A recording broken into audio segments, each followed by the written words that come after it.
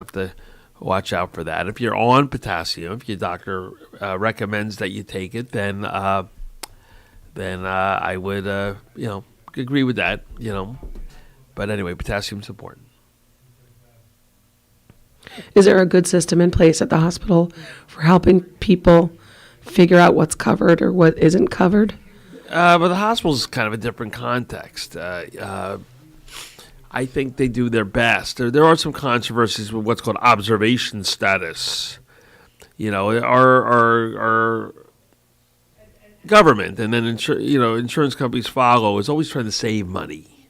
So they came up with this idea a couple years ago of observation status, which was someone who is kind of kept in the hospital, but not really admitted. They're just kind of being observed for a little bit, and then they're going to be discharged. I think it was meant to apply to, like, say someone has a little chest pain, and we're not quite sure what's going on. Maybe this is going to be maybe unfortunately they are on their way to a heart attack or not. So you keep a patient in the hospital, check some labs, and potentially within 24 hours, the patient can be discharged without patient follow-up. But that's led to a lot of confusion, and there are some cost concerns to Medicare patients. And by the way, it doesn't seem to work. Costs don't stay down.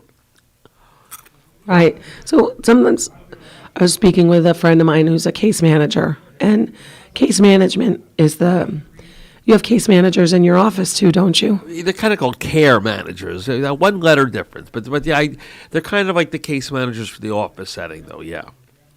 Right. So the case manager helps the patient navigate through the complicated process of getting things paid for. Right. Right. And a lot from hospital to office is a very important transition, and we don't want the patient to bounce back. We want the patient to do well. We don't want them to have to return to the emergency room, potentially be readmitted. So there are efforts to really firm up that communication between the hospital and then the physician or provider that will be inheriting care. And that's a big subject for Medicare because Medicare started to realize that patients were getting readmitted at a too high a rate. So they started to pay more attention to this. And I've seen improvement with this. There still are some hospitals, I won't name them, who need to do a better job of communicating with someone like me if I'm going to assume care for this patient. It also applies to people coming home from rehab. So rehabs are basically usually the same setting as nursing homes. And again, these are complicated patients because that's why they're there. And they've been there a lot of times for a while, a month, 2, 3 months. So the transition home is important, So it's highly, highly important that the physician be brought into the loop if the patient is going home from one of these settings. And it's too often where I haven't heard from the patient in months. And I literally start getting calls from a family member saying they're home now, they need all their meds. And, it's really very, very, very, very frustrating. So there are nursing homes within our community that need to do a better job. We've been, or rehabs, we have been reaching out to them, imploring them to take this a little more seriously. Right, and I think it's important that the patients and the patient's family take on that partial responsibility as well. Keep in touch with the family doctor and right. That's a good point.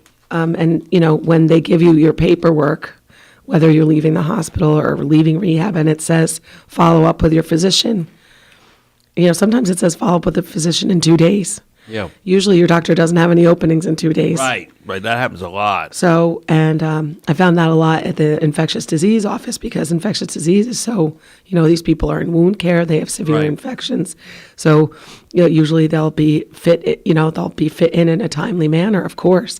But it's not just the specialist you have to follow up with. You also have to follow up with your primary care because they're the person that's taking care of all your regular medications.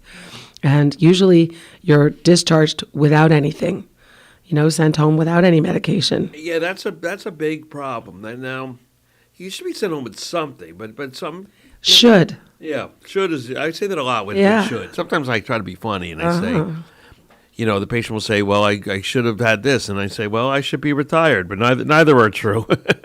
Sometimes they don't quite get the humor in that. No, but it's because it's frustrating because, you're dealing with someone who's sick and doesn't feel well and having to navigate all those, and then sometimes things then aren't covered. So you're without medication. Now the medication's not covered. And so it gets very complicated. So. Yeah, I had one conversation I had with a physician at a rehab. When I was very frustrated with how the discharge went. I can't remember the details, but he basically said I always just send them home with 1 week of meds. I mean, he might have said 2 weeks, but I said it's not fair to me. There's no appointment scheduled. I don't necessarily have a opening in my schedule. I haven't had any communication from you or from your organization. And you know that this patient is going to need more time from you than a regular visit. This isn't just an acute visit for sniffles. This is, a complicated patient who's getting out of rehab. Right.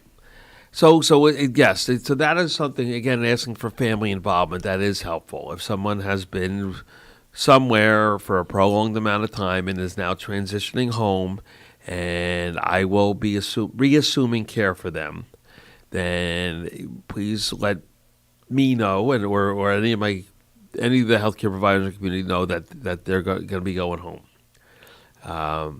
And again, I rave about our care manager in our office now, Tom, who has done such a fabulous job at really defining that role and improving the care that we provide to patients. So he'll reach out to the patients. Yeah, he and I are a team. So, and then other people in our office. So we communicate. I'll say, "Hey, I just received word that this patient is home," and then we'll be proactive about it. But good, we're doing well. But we shouldn't have to be. By the way, if the communication should kind of come to us, we're being proactive. But if there was the rehabs need to have a paradigm shift in how they approach this. They can't just be kind of, you're going home, see ya. Remember the old Saturday Night Live bit with the stewards and stewardesses on the airplane going, bye-bye. Right. So, you're being discharged. Bye-bye. So it's more complicated than that. Right, much more complicated. So yes, I would like the rehab facilities within our community to be more vigilant that they're part of a healthcare system and not just discharge the patient, but hand off the patient. And that's important. What's also interesting is that if you ever find yourself in a rehab type situation, is that's completely dominated by your insurance as well, how long you can stay and how long it's going to be paid for. Right. To the point where it's very frustrating for patients and patients' families because it seems like their loved one is not ready to go home yet and maybe not well enough. You're also touching upon it. You want to finish what you can say? But they're not allowed to stay any longer because it's not being paid for. You're also touching on a bigger subject, which are Medicare Advantage plans. This was an idea that probably goes back to around 2006, 2008, somewhere in there. The idea that private businesses will manage things better than the government and therefore save us money. So Medicare then will actually pay more to these Medicare Advantage companies for their management skills. And what are some examples? MVP Medicare, Fidelis Medicare, United Healthcare is a biggie. And they can offer things that traditional Medicare doesn't offer. They usually offer things like vision and maybe hearing aids and some dental. And they are rather aggressive in signing people up. A lot of time, I've lost patience over it. So-and-so was signed. We accept almost all the plans, but there are a few we don't. I don't know why. It's beyond my control. But a few we don't, and some patients have kind of signed up. Whatever. They when I spoke to the last time it happened, the son said, yeah, they told us you were on the plan. So remember, they're almost like making a sale. They're signing you up. And once you sign up, you're kind of stuck there until open enrollment, which is in November. So you can sign up whenever you want, but you can't change, I think. Anyway, it's complicated. So they lure you in, but then you got to play by their rules. So your doctor or doctors may no longer be in the plan. You got to change physicians. And remember, they want to save money. So how do you save money? You save money by spending less money. So in a way, they're, yes, they're doing hearing aids and vision and whatever, but in the big picture of healthcare, that's not where the money is being spent. For example, things like rehab facilities are rather costly. Right. So that's where they focus on saving money. So if someone's in rehab, the Medicare Advantage plans will closely regulate how long they think you should be there. Are you making progress? Right, and it's, your 14 days are up and you're out. Yep. And that's... And a patient will say, well, I have very good insurance and I pay good money for this insurance. And the truth is, yes, you do have good insurance. But for this particular service, you're not covered. Yeah. But you don't know this until you're actually put in this situation. So it's very frustrating. Yeah, and they could also really clamp down on things like physical therapy. If you're not showing progress, and they're not going to get, you have to show. Ironically, you have to show progress, but not get completely better. Because if you get completely better, they'll say you're done, and if you don't show progress, they'll say then we're not going to keep paying for it. So somewhere in the middle, you have to kind of benefit, but don't do too good. Don't do too good, right? Does that make sense? Yeah, I say it was too well. I mean, if the physical therapy is working, you should probably keep doing it. Kinda. So Medicare Advantage it's complicated, but it's turning out to be difficult for a lot of people. They don't necessarily know what they were signing up for. By the way, if you're kind of healthy, they're going to be fine. People. A lot of times when patients say to me, "I have good insurance," sometimes I hear that as, "Well, you must not have needed to use it too much." So that that's any insurance plan wants to sign up healthier people. That's how they kind of make money. And it gets even more complicated than that. The Medicare insurance plans get paid by the government to take care of these people, and the government will pay more for the sicker patients. So there's an irony in there. So the insurance plans will make their patients seem sicker to the government. So but then kind of ration care to take care of them. So on both ends, they're kind of making some profit. And, are they lying? What's that? Do they lie? Yeah, there are some companies that have gotten in trouble for kind of making their patients sicker, and I could look up the references. Aetna was one. Getting kind of sued, and then they sue, and then they settle, because whatever reason, and then they kind of goes on, and something else might happen again, and that's usually what happens. Well, I hope you're right about that because you just said it out loud on the. What's that? I hope you're right about that because you just said it out loud on the radio. So. Oh, you think the CEO of Aetna is listening? I'm just saying. Yeah. Well, whatever. But anyway, it's the business of Medicare Advantage. As Medicare Advantage plans become more common, it's affecting us more. I mean, it's kind of an issue. I mean, when was the last time you read your entire home insurance policy, like from cover to cover?